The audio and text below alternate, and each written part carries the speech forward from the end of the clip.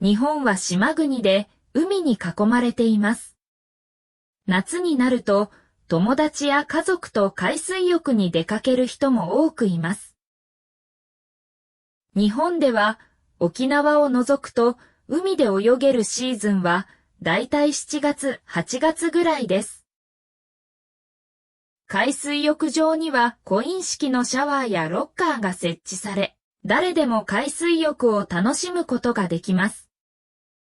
海の家という海岸で休憩や食事を提供する施設もオープンするので、そのような施設を使うこともできます。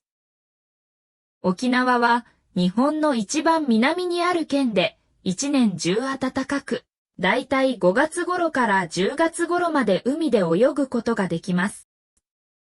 青い海と白いサンゴの砂浜が美しく、マリンスポーツもできるので、ビーチリゾートとして人気があります。また、海の幸も日本の旅行の楽しみの一つです。海の近くには漁港や魚市場があり、新鮮な魚介類を食べることができます。海に近い町に行った時には、ぜひ、その土地で採れた海の幸を食べてみてください。日本は島国で海に囲まれています。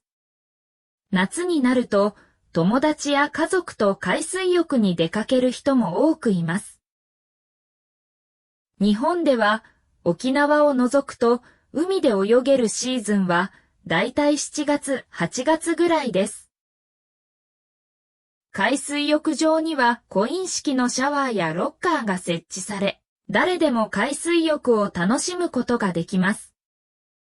海の家という海岸で休憩や食事を提供する施設もオープンするので、そのような施設を使うこともできます。沖縄は日本の一番南にある県で、一年中暖かく、だいたい5月頃から10月頃まで海で泳ぐことができます。